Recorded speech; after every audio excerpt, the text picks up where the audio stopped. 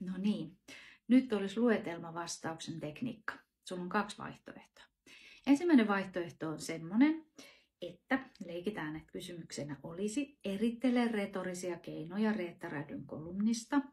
Ja siellä olisi otsikko ja päivämäärä varmaan. Niin aloitat sen johtolausella.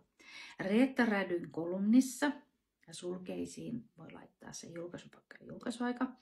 Retorisina keinoina on käytetty luetelmaviiva, kielikuvia, kuten informaatiopeukalointi, seuraava luetelma, sitaatteja, kuten ja niin edelleen. Ja vasta sitten kun on ne kaikki havainnot saatu sinne ja jokaisen laitettu esimerkki tai 2, niin kaiken tämän päättää sitten piste sen viimeisen havainnon jälkeen.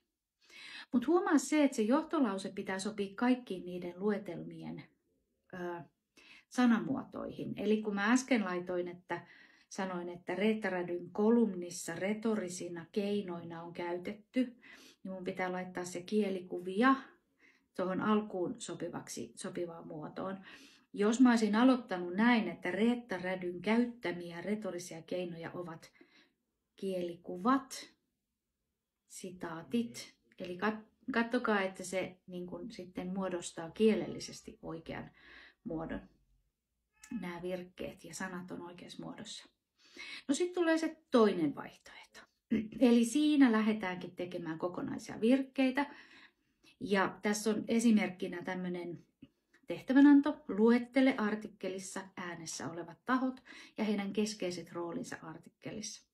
Ja sitten lähtee. Helsingin Sanomien artikkelissa äänessä ovat seuraavanlaiset tahot.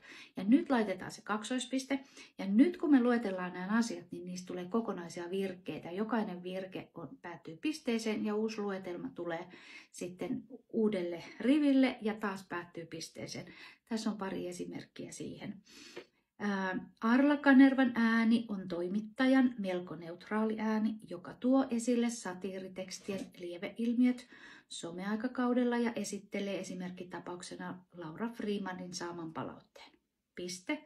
Ja toinen luetelma. Laura Freeman on keskeisesti esillä tekstissä kommentoimassa saamaansa palautetta, sillä artikkeli on syntynyt hänen kolumnistaan ja saamastaan palautteesta. Piste. Ja sitten seuraava ääni. Eli piste vasta jokaisen kohdan jälkeen. Hyvä. Kyllä se onnistuu täältäkin.